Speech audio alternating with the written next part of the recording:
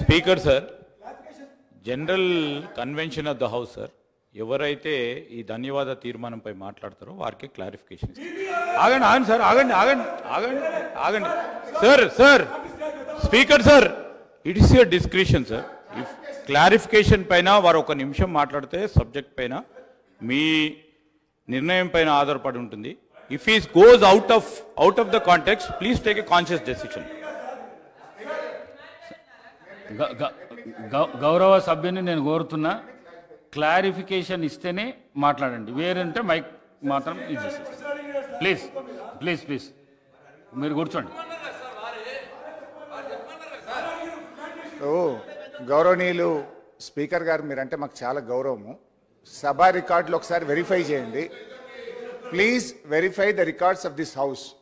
ఆ రోజు 5 శాసనసభ్యులే కాంగ్రెస్ పార్టీకి ఇక్కడ ఉన్నా, భట్టి గారు గవర్నర్ ప్రసంగం మీద మాట్లాడినాక మళ్ళీ శ్రీధర్ బాబు గారు లేచి మైక్ అడిగితే కూడా క్లారిఫికేషన్లో 10 నిమిషాలు శ్రీధర్ బాబు గారికి ఇచ్చాం. అంటే ఆ రోజు నేను కూడా శాసనసభ వ్యవహారాల మంత్రిగా పనిచేశాను, వారు కూడా పనిచేసినారు. We're so democratic, we're so democratic. 5 సభ్యులున్న భట్టి గారు గంటన్నర మాట్లాడినరు, తర్వాత శ్రీధర్ బాబు గారు 10 నిమిషాలు మాట్లాడితే కూడా క్లారిఫికేషన్లో సమయం ఇచ్చినటువంటి నేపథ్యం ఈ సభకు ఉన్నది. అయితే ఇప్పటిదాకా ముఖ్యమంత్రి గారు మేము చాలా ప్రజాస్వామ్యము, మేమేదో ఇనుప గోడలు పలగొట్టినాము, మేము ప్రతిపక్షాలకు ఎంత టైం అయినా ఇస్తామని మాట్లాడిండ్రు. ఇప్పుడు మాటలు కోటలు దాటుతున్నాయి కానీ చేతలు గడప దాటని పరిస్థితి. ఇది మొదటి సభ, మొదటి గవర్నర్ ప్రసంగము. ఇప్పుడే మీరు మా గొంతు నొక్కితే ఇక రేపు మాత్రం మీరు మాకు ఎట్లా న్యాయం చేస్తారని భావించాలి అధ్యక్ష. గౌరవనీయులు ముఖ్యమంత్రి గారు చాలా విషయాలను స్లీపింగ్ రిమార్క్స్ చేశారు. నేను మధ్యలో లేచి పాయింట్ ఆఫ్ ఆర్డర్ లేవనెత్తిన, క్లారిఫికేషన్ అడిగే ప్రయత్నం చేసిన. మీరేమన్నారు? ముఖ్యమంత్రి గారు సభానాయకుడు మాట్లాడిన తర్వాత మీకు క్లారిఫికేషన్ కు ఎంత సమయమైనా ఇస్తాము అన్నారు. నేను అప్పుడే పాయింట్ ఆఫ్ ఆర్డర్ లేవనెత్తితే కూడా మీరు కనీసం మా వైపు చూడకుండా వారు అయిపోయిన తర్వాత ఇస్తా అన్నారు. So he made lot of sleeping remarks. So I need to clarify, I need to set right the records. నేను వారిలాగా స్లీపింగ్ రిమార్క్స్ చేయదలుచుకోలేదు. మేము వారికి హుందాతనం లేకపోయినా, సభానాయకుడిగా వారు హుందాగా ఉండకపోయినా, ఒక సీనియర్ శాసనసభ్యుడిగా 7 సార్లు ఎమ్మెల్యేగా గెలిచి సభలో ఉన్న ఒక సభ్యుడిగా మేము బాధ్యతగానే మాట్లాడతాము. సభ యొక్క రికార్డును మేము సెటిలైట్ చేసే ప్రయత్నం చేస్తే తప్ప వారిలాగా నేను రిమార్క్స్ చేయదలుచుకోలేదు. దయచేసి, ఎందుకంటే వారు గంటన్నర సేపట్లో మా పార్టీ మీద, మా పాలన మీద ఇష్టం వచ్చినట్టుగా మాట్లాడింది కనుక మినిమం 15 నిమిషాల సమయం ఇవ్వాలని మిమ్మల్ని కోరుతూ ఐఎమ్ స్టార్టింగ్. అధ్యక్ష, ఈరోజు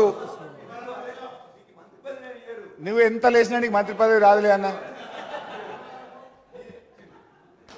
గౌరవనీయులు గౌరవ ముఖ్యమంత్రి రేవంత్ రెడ్డి గారు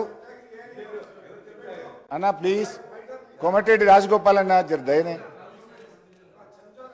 ప్లీజ్ ప్లీజ్ దయా, మీ దయా అన్న, నేను చెంచాను లేదు అన్న. ఇప్పుడు గౌరవనీయులు ముఖ్యమంత్రి గారు మాట్లాడుతూ వారి ప్రసంగం నేను చాలా జాగ్రత్తగా కూర్చొని విన్నాను అధ్యక్ష. వారు ఇంకా ఈ రాష్ట్రానికి ముఖ్యమంత్రి అయినట్టుగా భావించడం లేదు. వారి ప్రసంగ తీరు కానీ ఈ సభ వారు నడుపుతున్నటువంటి తీరు చూస్తూ ఉంటే ఇంకా ఆయన ప్రతిపక్షంలో ఉన్నట్టు, ఒక పిసిసి అధ్యక్షుడిగా ఉన్నట్టు, ఒక స్లీపింగ్ రిమార్క్స్, ఎలక్షన్ స్పీచ్ తరహాలో వారు మాట్లాడుతూ ఉన్నారు. బాధ్యతాయుతంగా మాట్లాడతారేమో, వారు మారుతారేమోనని నేను భావించాను. కానీ వారి ప్రసంగం అంతా కూడా ఒక ప్రతిపక్షంలో ఆ రోజు ఎట్లయితే గోబల్స్ ప్రచారం చేస్తూ ఒక అబద్ధాన్ని 100 సార్లు చెప్తే నిజమైద్దన్న రీతిలో గతంలో వ్యవహరించారో, ఇవాళ సభానాయకుడు కూడా అదే తీరును వారు ప్రదర్శించడం ఇది దురదృష్టకరం. ఈ సభకు ఆయనకు మంచిది కాదని నేను హితవు పలుకుతా ఉన్నాను. ఇకపోతే అధ్యక్ష, వారు కుటుంబ పాలన గురించి ప్రారంభించారు. వెనకటికి ఎవడో గొంగళ్ళ కూర్చొని ఇంటికెళ్ళేరిండట. ఇవాళ వాళ్ళ పరిస్థితి అట్లా ఉన్నది. అసలు మీ పార్టీ నెహ్రూ గారు, సోనియా గాంధీ గారు, రాజీవ్ గాంధీ గారు చనిపోతే ఒక ఎన్ఆర్ఐ ఇటలీ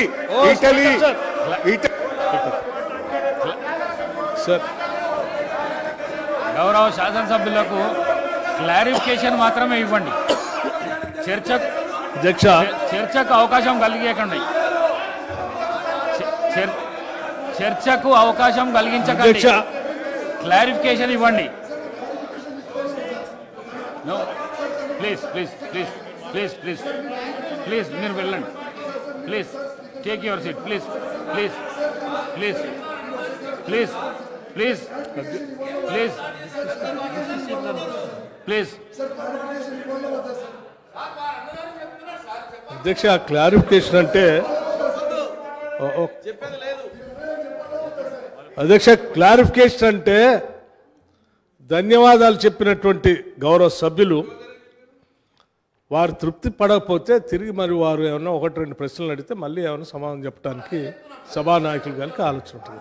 మాట్లాడింది ఏమి కేటీఆర్ గారు, హరీష్ రావు గారు లేచి నేను క్లారిఫికేషన్ అంటే ఎట్లా అధ్యక్ష? హరీష్ రావు గారు లేచి మళ్ళీ మాట్లాడటం అంటే ఇంకో రెండో ప్రశ్న అడగటం, అది ఇంకో క్వశ్చన్ కిందకి వస్తుంది తప్ప అది క్లారిఫికేషన్ కిందకి రాదు.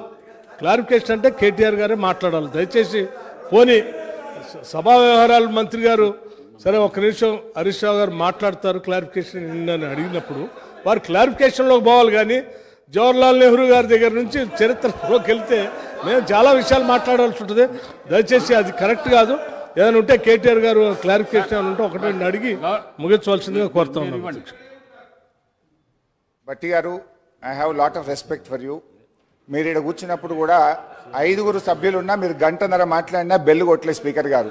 అంత డెమోక్రటిక్గా మేమున్నాం. ఇక్కడ మీరేమో మాటలేమో డెమోక్రసీ, చేతలేమో నిరంకుశత్వం. మీరు మా గొంతు ఎందుకు నొక్కుతున్నారని ఎందుకంత భయపడుతున్నారు?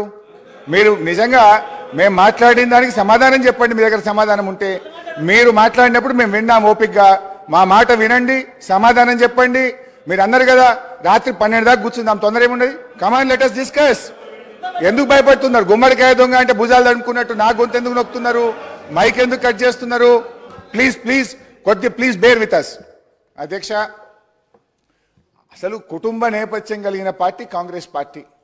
మీరు ఒకరి తర్వాత ఒకరిని పెట్టుకొని వచ్చి ఇవాళ మమ్మల్ని పట్టుకొని మేము ప్రజల నుంచి ప్రజాస్వామ్యంగా ఎన్నికై వచ్చినాం అధ్యక్ష. ఇవాళ మీరు మమ్మల్ని గురించి ఈ రకంగా మాట్లాడడం అనేటువంటిది కేవలం మా మీద ఒక ఆరోపణలు చేసే ఉద్దేశమే తప్ప ఇందులో సదుద్దేశం లేదు. ముఖ్యంగా అధ్యక్ష, అసలు మీ చరిత్ర ఎవరికి తెలియదు? మన తెలంగాణ ముద్దుబిడ్డ పివి నరసింహారావు గారు ఈ దేశ ప్రధానమంత్రిగా చనిపోతే కనీసం చూడడానికి కూడా పోనటువంటి పార్టీ మీ కాంగ్రెస్ పార్టీ.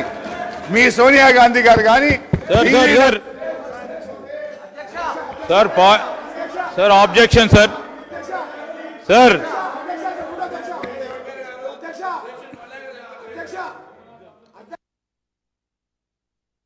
చర్చకు దారి తీయకండి, క్లారిఫికేషన్ అడగండి. మీరు మీకు అవకాశం కలిగించిన క్లారిఫికేషన్ కోసం క్లారిఫికేషన్ అడగండి. ప్లీజ్ మీరు క్లారిఫికేషన్ అడగండి. ప్లీజ్ ప్లీజ్ ప్లీజ్ కూర్చోండి ప్లీజ్. స్పీకర్ సార్ మీరు ఆ చిట్టీలు విప్పు గారు చిట్టి తెస్తున్నారు గొంతు కట్ చేయమని, ఇంకా మైక్ కట్ చేయమని. అర్థమైతలేదా? సెక్రటరీ గారు చెవులో చెప్తుండు, విప్పు గారు చిట్టి తెస్తుండు. మా గొంతు కట్ చేయండి, మైక్ కట్ చేయండి, హరీష్ రావును మాట్లాడియకూరికి, ఇంతే కదా. ఇక ఇది మీ ప్రజాస్వామ్యం. మీ ప్రజాస్వామ్యం ఏ పార్టీలో అర్థమైతలేదా ఏమి?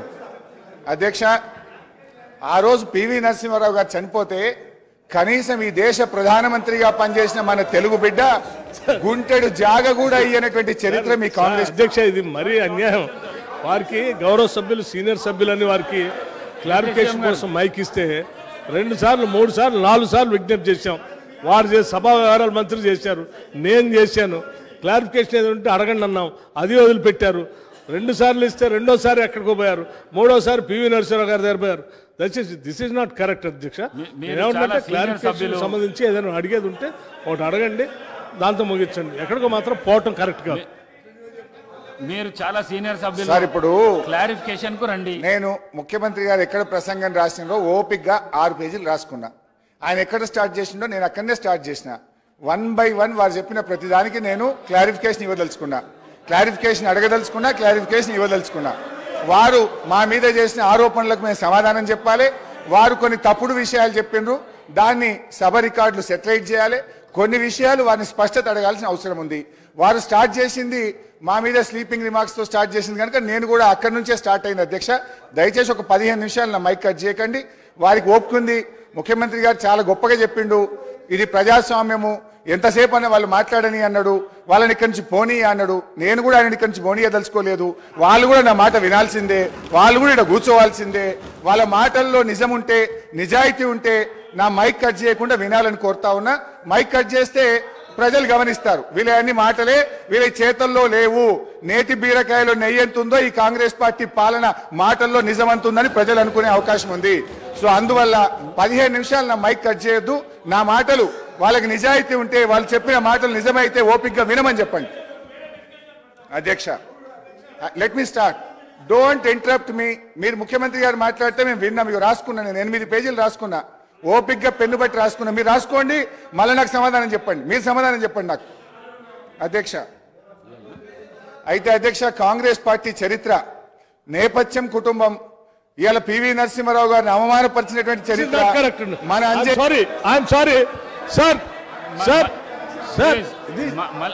మీరు క్లారిఫికేషన్ పెట్టి పివి నరసింహారావు గారి దగ్గర పోతారు, లేకపోతే నెహ్రూ గారి దగ్గర పోతారు. ఎన్ని సంవత్సరాలు పోతారండి పివి గారి దగ్గరికి? ఎన్ని సంవత్సరాలు పోతారు నెహ్రూ గారి దగ్గరికి?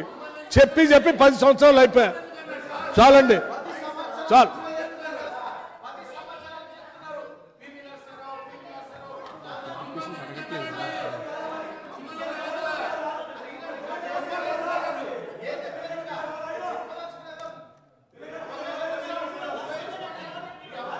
చదివాలా?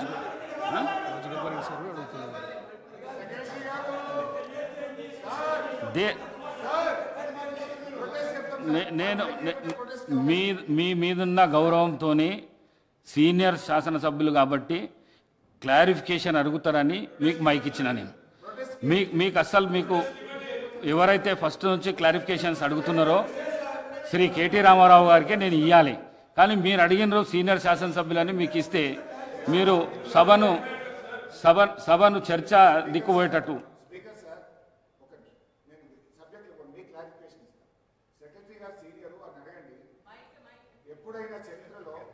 ప్రతిపక్షానికి గవర్నర్ ప్రసంగం మీద ఎప్పుడు 2 సభ్యులకు అవకాశం ఇచ్చింది ఈ సభ యొక్క సాంప్రదాయం ఉంది. ఫస్ట్ టైం మీరు ఈ సభలో ఒకరే మాట్లాడాలని చెప్పి కొత్త సాంప్రదాయం తెచ్చినారు. గతంలో ఎప్పుడైనా ప్రధాన ప్రతిపక్షం నుంచి 5 సభ్యులున్న కాంగ్రెస్ పార్టీకి కూడా 2 మాట్లాడే అవకాశం మేము ఇచ్చాం. ఇవాళ 39 మంది శాసనసభ్యులున్న మాకు ఈ సభలో మీరు అవకాశం ఇవ్వమంటే మేము ప్రొటెస్ట్ చెప్తాం. మరి మాట్లాడమంటే మాట్లాడతా అధ్యక్ష. మాట్లాడడానికి మీకు మైక్ ఇయ్యము, మీ గొంతు నొక్కుతాము అని కాంగ్రెస్ పార్టీ మొదటి రోజే నిర్ణయించుకుంటే మరి నాకు ప్రొటెస్ట్కి అవకాశం ఇవ్వండి. Let me protest and I will walkout from this house. మాట్లాడమంటారా, ప్రొటెస్ట్ చెప్పమంటారా? Protest is our right. Protest is our right. You cannot deny that. I want to clarify, sir. I want to clarify and enlighten this house.